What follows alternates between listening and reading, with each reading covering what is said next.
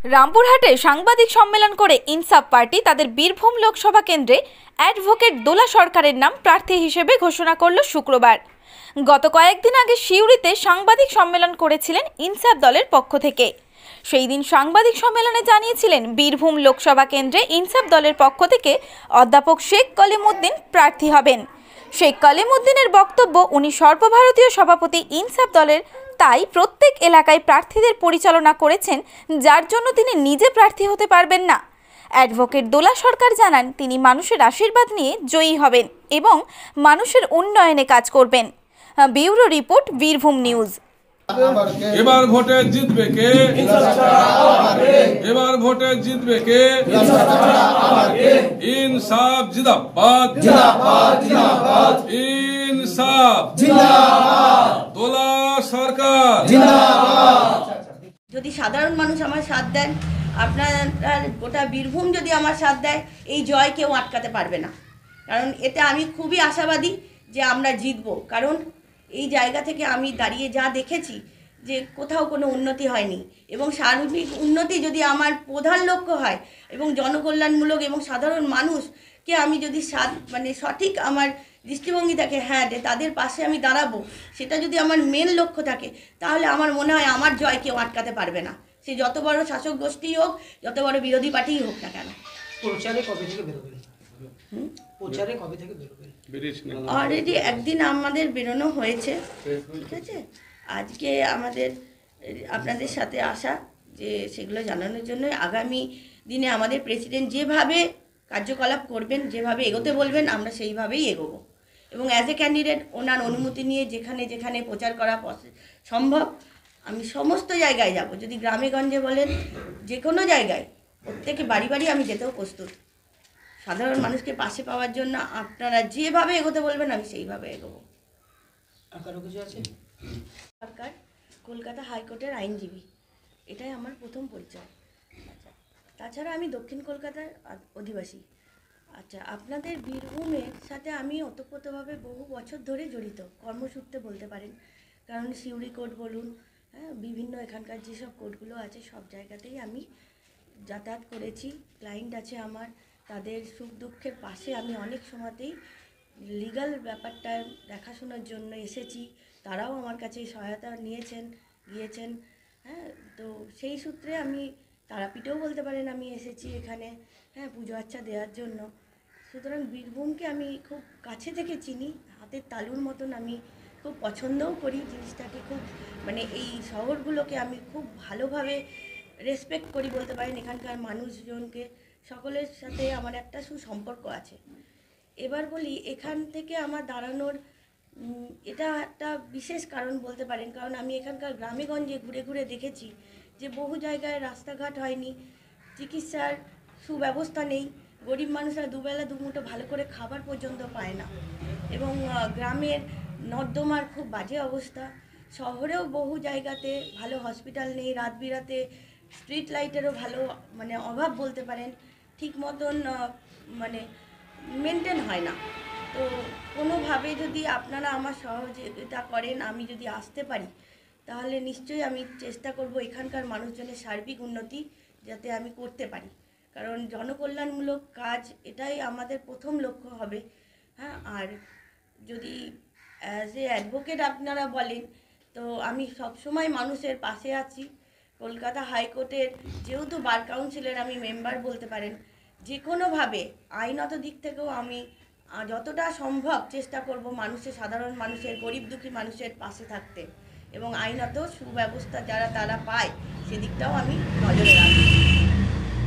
এলাকা 3 বারের সাংসদ শতাব্দী রায় তৃণমূল কংগ্রেসের প্রার্থী, অ্যাডভোকেট মিল্টন রশিদ কংগ্রেসের প্রার্থী, বিজেপি এখনও প্রার্থী ডিক্লেয়ার করেনি। আপনি অ্যাডভোকেট, লড়াইটা কার সঙ্গে হবে আপনার?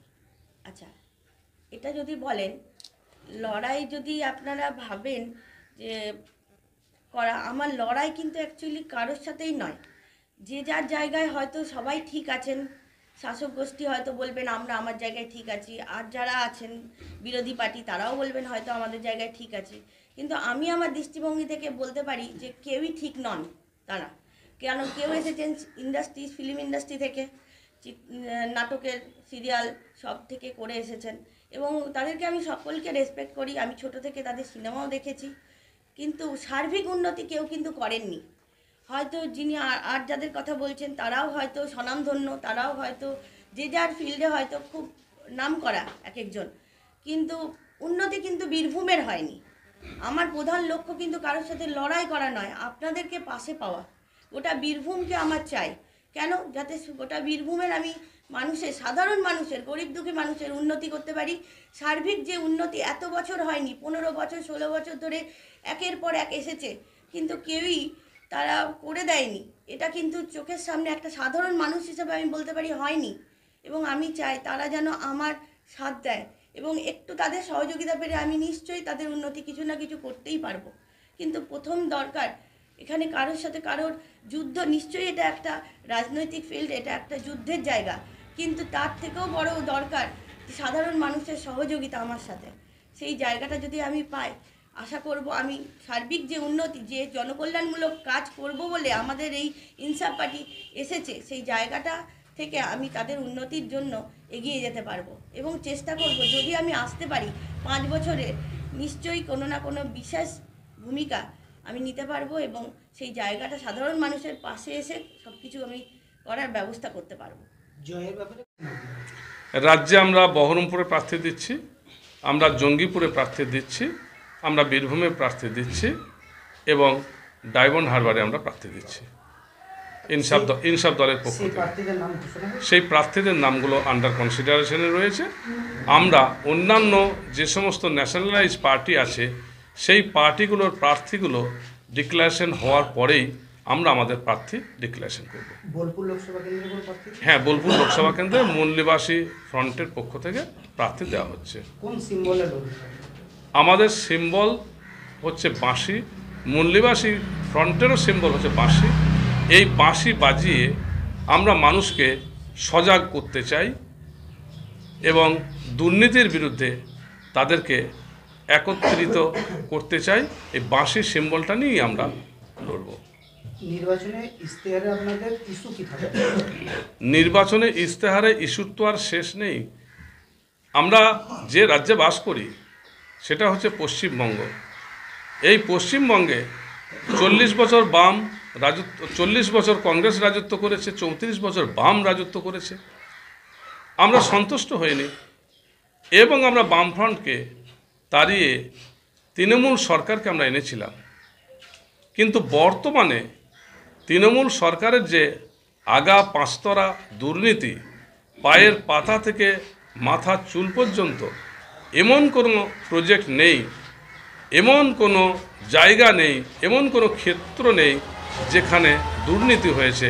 বালি থেকে শুরু করে, কয়লা থেকে শুরু করে, গরু থেকে শুরু করে, রেশন থেকে শুরু করে, 100 দিনের টাকা থেকে শুরু করে, জব কার্ড থেকে শুরু করে, কন্যাশ্রী থেকে শুরু করে, রূপশ্রী থেকে শুরু করে, মানবিক ভাতা থেকে শুরু করে যতগুলি প্রকল্প আছে সমস্ত প্রকল্পগুলি পঞ্চায়েত প্রতিনিধিদের একটি রোজগারের জায়গা হিসাবে এটা তৃণমূল সরকার একটা দৃষ্টান্ত স্থাপন করেছে।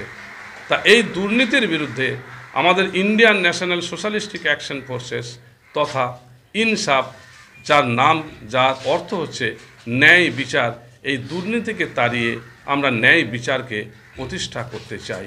এবং আপনারা নিশ্চয়ই লক্ষ্য করছেন যে গোটা পশ্চিমবঙ্গে স্বাধীনতা বলে কিছু নেই, বাক স্বাধীনতা বলে কিছু নেই।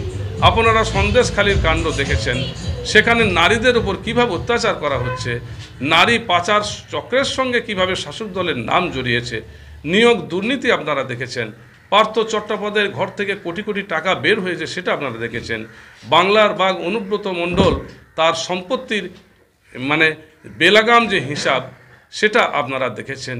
সেই জায়গায় দাঁড়িয়ে এখানে লাখের কোনো গল্প নেই। যে নেতার ঘরে ইডি যাচ্ছে, বের হচ্ছে কোটি কোটি টাকা। বাস্তবে এই টাকাগুলি কাদের টাকা? জনগণের ট্যাক্সের টাকা। এই টাকাগুলো যদি নেতাদের ঘরে না ঢোকে, যদি মূল স্রোতেই টাকাগুলো ফিরে আসতো, তাহলে কিন্তু পশ্চিমবঙ্গের জনসাধারণের এই অবস্থা হতো না। পশ্চিমবঙ্গ কিন্তু গরিব নয়, খনিজ সম্পদে ভরপুর, কিন্তু সরকারের পলিসির জন্য আজকে পশ্চিমবঙ্গবাসী গরিব এবং তাদেরকে ভাতা নির্ভর করে দেওয়া হচ্ছে।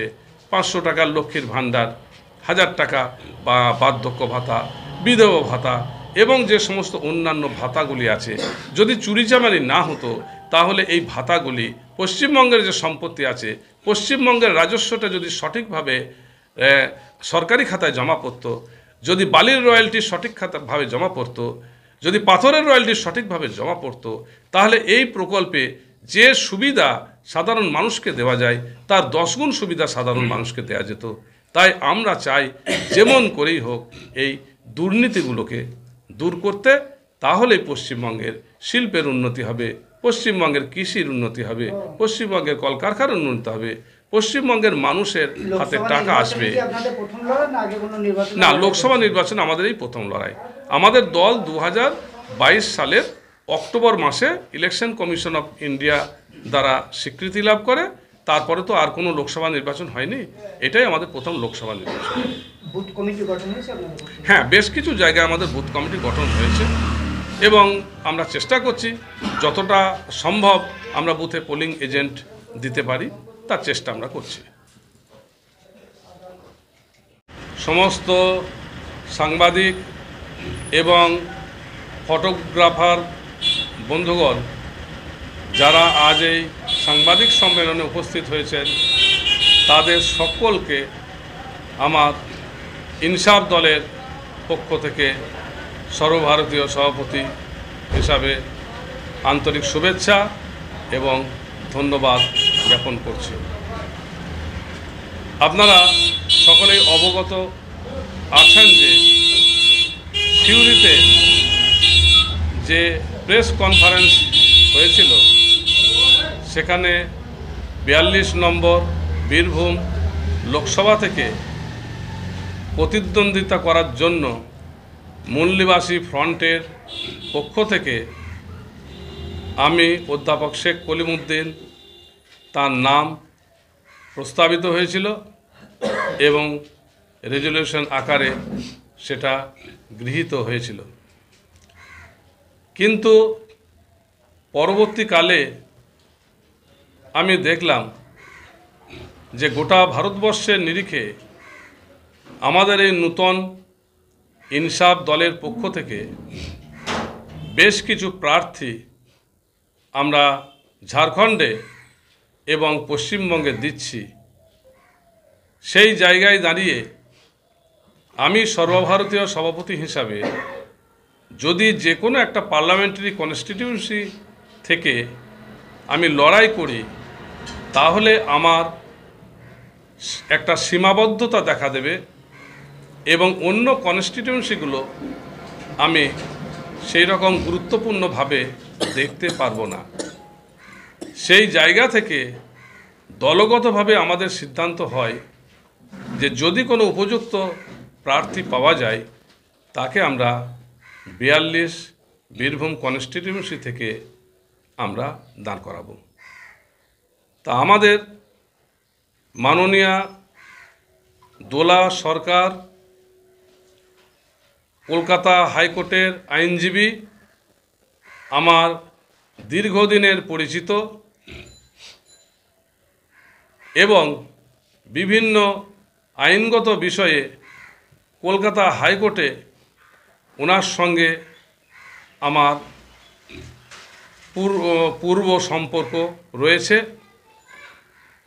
তার হেতুটা ছিল পেশাগত কারণে এবং সমাজসেবা করতে গিয়ে গোটা বীরভূম জেলাতে বিভিন্ন মক্কেলের বিভিন্ন কেস সংক্রান্ত ব্যাপারে তারা আমার উপদেশ নিত।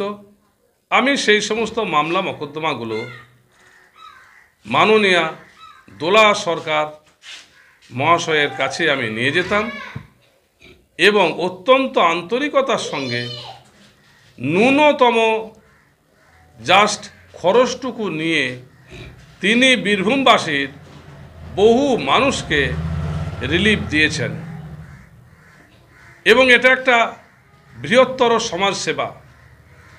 কিন্তু কিছুদিন যাবৎ হাইকোর্ট সংক্রান্ত কাজের প্রয়োজনীয়তা না হওয়ায় ম্যাডামের সঙ্গে আমার সম্পর্কটা একটু দূরে হয়ে যায়।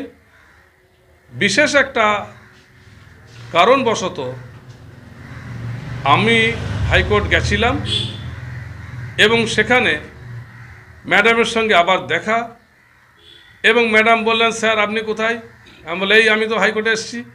এবং কথা প্রসঙ্গে আস্তে আস্তে করে আমি এটা জানতে পারলাম যে ম্যাডাম হাইকোর্টের বার অ্যাসোসিয়েশনে তিনি কন্টেস্ট করেছিলেন এবং উনি যথেষ্ট জনপ্রিয় এবং ভোটও যথেষ্ট পরিমাণে উনি পেয়েছিলেন। সেই জায়গায় দাঁড়িয়ে আমি ম্যাডামকে প্রপোজাল দিই যে 42 নম্বর বীরভূম যে পার্লামেন্টারি কনস্টিটিউয়েন্সি, সেই জায়গায় থেকে যদি ম্যাডাম আপনি একটু দাঁড়িয়ে বীরভূমবাসীর একটু উপকার করতেন, তাহলে সেটা আমাদের দলের পক্ষ থেকে অত্যন্ত আনন্দের হতো এবং আপনাকে আমরা স্বাগত জানাই। উনি বাড়িতে পরিবারবর্গের সঙ্গে চিন্তা ভাবনা করে উনি ওনার কনসেন্ট লেটার আমাকে দিয়েছেন এবং আমি তখন এই বীরভূম লোকসভা থেকে আমি সরে দাঁড়াই এবং বাই ওয়ে অফ রেজলিউশন আমাদের মাননীয় দোলা সরকারকে আমরা 42 নম্বর বীরভূম লোকসভার প্রতিদ্বন্দ্বী ক্যান্ডিডেট হিসাবে ঠিক করি।